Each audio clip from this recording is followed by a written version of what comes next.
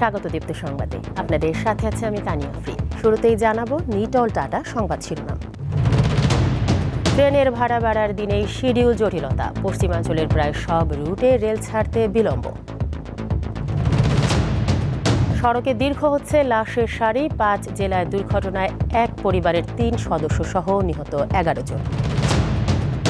এবং বেড়েছে শিক্ষার্থীদের ইসরায়েল বিরোধী বিক্ষোভের পরিধি, যুক্তরাষ্ট্রে স্থগিত গ্র্যাজুয়েশন অনুষ্ঠান।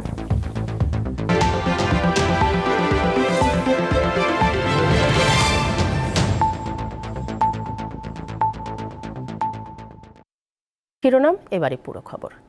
অনিরাপদ সড়ক যোগাযোগ ব্যবস্থার কারণে ক্রমেই দীর্ঘ হচ্ছে মৃত্যুর মিছিল। 5 জেলায় সড়ক দুর্ঘটনায় প্রাণ হারালেন অন্তত 11 জন। এর মধ্যে মুন্সিগঞ্জে একই পরিবারের 3 সদস্য নিহত হন। গত রাত 2টার দিকে ঢাকা চট্টগ্রাম মহাসড়কের মুন্সিগঞ্জের গজারিয়া অংশে এ দুর্ঘটনা ঘটে। এছাড়াও ভোরে নোয়াখালীর বেগমগঞ্জের চন্দ্রগঞ্জ পূর্ববাজার এলাকায় ট্রাক ও সিএনজি চালিত অটোরিকশার মুখোমুখি সংঘর্ষে প্রাণ হারান আরও 3 জন। ভোরে গাজীপুরের শ্রীপুরে ট্রাক ও পিকআপের সংঘর্ষে 2 নির্মাণ শ্রমিক নিহত হন। আহত হন আরও 11 জন শ্রমিক। মাদারীপুরের রাজৌরে গাছ বোঝাই ট্রাকের সঙ্গে মুখোমুখি সংঘর্ষে ইজি বাইকের 2 যাত্রী নিহত হন। নওগাঁর আত্রাইয়ে সকালে পৃথক সড়ক দুর্ঘটনায় প্রাণ হারান সিএনজি চালিত অটোরিকশার 1 জন যাত্রী।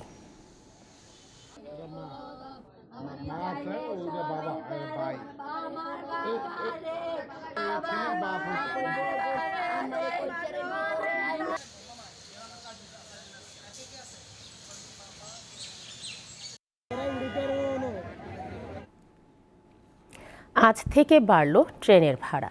আর এমন দিনেই কিনা রাজধানীর কমলাপুর স্টেশন থেকে ট্রেন ছাড়তে কয়েক ঘন্টা দেরিতে। মূলত পশ্চিমাঞ্চলীয় ট্রেনের ক্ষেত্রেই গরমে এই চরম ভোগান্তিতে পড়েন যাত্রীরা। ট্রেন ছাড়তে বিলম্ব হওয়ার কারণ হিসেবে গাজীপুরের দুর্ঘটনার কথা জানান রেল কর্তৃপক্ষ। ঈদ কিংবা কোনো উৎসবের সময় ছাড়া রাজধানীর কমলাপুর স্টেশনে যাত্রীদের এমন ভিড় খুব একটা চোখে পড়ে না, কিন্তু শনিবার যাত্রীদের এমন দৃশ্য দেখা মেলে দেশের প্রধান স্টেশনে। এদিন সকাল থেকে দেশের পশ্চিমাঞ্চলগামী প্রতিটি ট্রেন ছেড়েছে কয়েক ঘন্টা দেরিতে। শুক্রবার গাজীপুরের জয়দেবপুরে 2 ট্রেনের মুখোমুখি সংঘর্ষের পর এক লাইন দিয়ে ট্রেন চলাচল স্বাভাবিক রাখা হয়। এতেই রেলের শিডিউল ওলটপালট হওয়ার মূল কারণ, ফলে ভোগান্তিতে পড়ে যাত্রীরা। যদি আগে জানতাম যে 3 ঘন্টা বা 4 ঘন্টা লেট হবে, তাহলে ওই অনুযায়ী আসতাম। বাংলাদেশ সব দিক থেকে এখন এগিয়ে যাচ্ছে, কিন্তু আসলে বর্তমানে রেলওয়ের যে টেকনোলজিটা বা এই সিস্টেমটা এখনো ওই রকমভাবে আপডেটমেন্ট হয় নাই। ট্রেনের যে ওয়েবসাইট আছে ডিজিটাল, তো ওইখানে জানাই দিত যে লেট হবে একটু, তাহলে ভালোই। যতই হয়রানি হোক তাতে কোনো কিছু যায় আসে না ওদের, এরকম একটা মনোভাব। কমলাপুর স্টেশন ম্যানেজার জানিয়েছেন, বিলম্ব হলেও সব ট্রেন ছেড়ে যাচ্ছে কমলাপুর স্টেশন। দোনো লাইনটা চালু হয়ে গেলে আমাদের আশা করছি যে উক্ত দুর্ঘটনার ফলে যে সকল ট্রেন বিলম্ব চলাচল করছে, 2 ঘন্টা 3 ঘন্টা বিলম্বিত হচ্ছে, এগুলা আশা করি ঠিক হয়ে যাবে। একই দিন শনিবার থেকে 100 কিলোমিটারের বেশি দূরত্বে রেলের ভাড়া বৃদ্ধি কার্যকর করা হয়েছে। সেক্ষেত্রে রুট ভেদে শতকরা 7 থেকে 9% ভাড়া বেড়েছে। বাংলাদেশ রেলওয়ে এতদিন বেশি দূরত্বের টিকিটে ছাড় দিয়ে বিক্রি করত। শনিবার থেকে এই ছাড় তুলে নিয়ে ভাড়া সমন্বয় করা হয়। সেবার মান না বাড়িয়ে ভাড়া বৃদ্ধিতে আপত্তি যাত্রীদের। ওনাদের মন চাইলো বাড়তি ভাড়া বাড়িয়ে দিল। ভাড়া কেন বাড়লো এটা তো আমাদেরকে কোনো কিছু বলা হয় নাই। তো এখন মনে করেন সেবার মানেরও কোনো পরিবর্তন আমরা দেখতে পাচ্ছি না।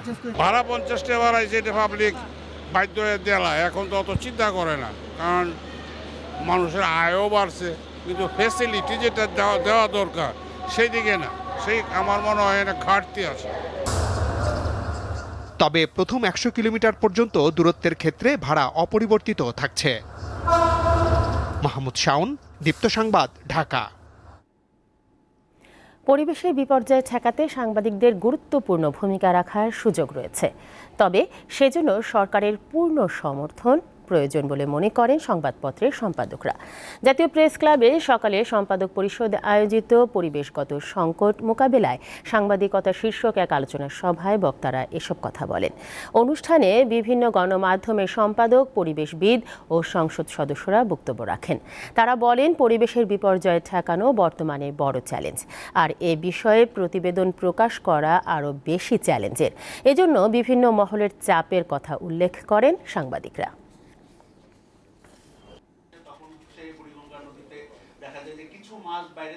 মফস্বলের সাংবাদিককে যদি আপনি টেলিফোন করে জিজ্ঞাসা করেন, ওখানকার রাজনৈতিক নেতৃবৃন্দের সাথে আপোষ করা ছাড়া সে কোনো নিউজ করতে পারবেন না, ইম্পসিবল। এই হলো আমাদের প্র্যাকটিক্যাল অভিজ্ঞতা। অনেক আইন আছে, সবগুলোই হচ্ছে অপ্রেসিভ, কোনটা করতে পারবে না, সহায়ক কোনো আইন নাই।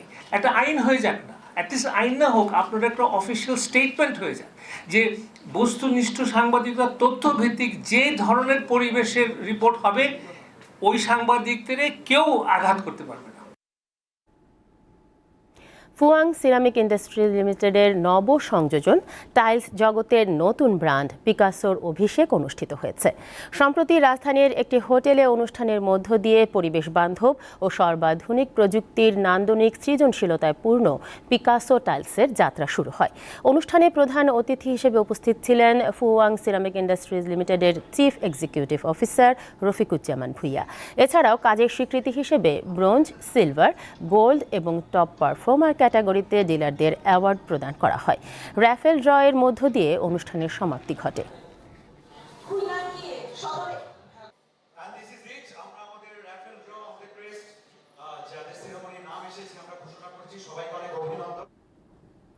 আন্তর্জাতিক প্রসঙ্গ।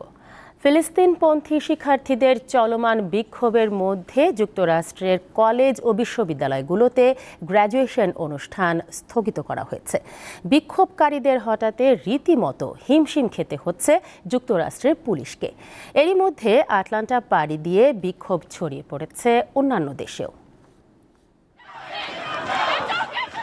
গত প্রায় 7 মাস ধরে চলা ফিলিস্তিনের অবরুদ্ধ গাজায় ইসরায়েলের নির্বিচার হামলার প্রতিবাদে উত্তাল হয়ে উঠেছে যুক্তরাষ্ট্রের বিভিন্ন বিশ্ববিদ্যালয়ের ক্যাম্পাস।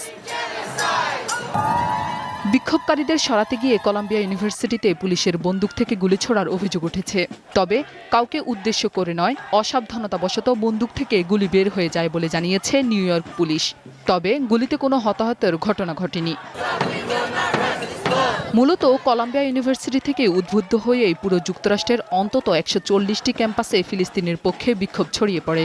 বিক্ষোভকারীরা গাজায় গণহত্যা বন্ধ, গাজা যুদ্ধকে সমর্থন করে এমন কোম্পানিগুলোর সঙ্গে বিশ্ববিদ্যালয়গুলোর সব ধরনের সম্পর্ক ছিন্ন করার দাবি জানাচ্ছেন। আন্দোলন করতে গিয়ে গ্রেফতারও হচ্ছেন শিক্ষার্থীরা। এমন অবস্থায় যুক্তরাষ্ট্রের বিভিন্ন কলেজ ও বিশ্ববিদ্যালয়ের সমাবর্তন স্থগিতের সিদ্ধান্ত নিয়েছে সংশ্লিষ্ট প্রশাসন। ইউনিভার্সিটি অব ভারমন্টে সমাবর্তন বক্তা হিসেবে উপস্থিত থাকার কথা ছিল জাতিসংঘে নিযুক্ত যুক্তরাষ্ট্রের রাষ্ট্রদূতের। বিক্ষোভের কারণে তার সে কর্মসূচিও স্থগিত করা হয়েছে।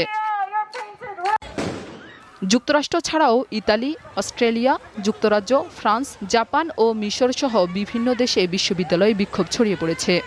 অস্ট্রেলিয়ার অন্তত 7টি বিশ্ববিদ্যালয়ে তাঁবু টানিয়ে অবস্থান নিয়েছেন যুদ্ধবিরোধী ফিলিস্তিনপন্থী বিক্ষোভকারীরা। এ নিয়ে ক্যাম্পাসগুলোতে উত্তেজনা তৈরি হয়েছে।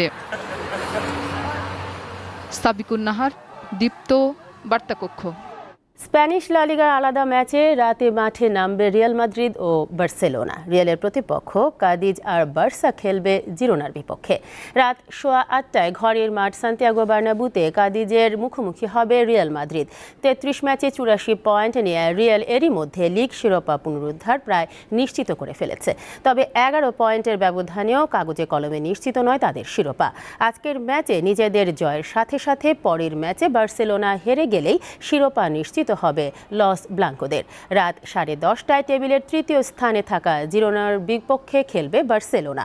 অন্তত কাগজে কলমে শিরোপার স্বপ্ন বাঁচিয়ে রাখতে জয়ের বিকল্প নেই তাদের।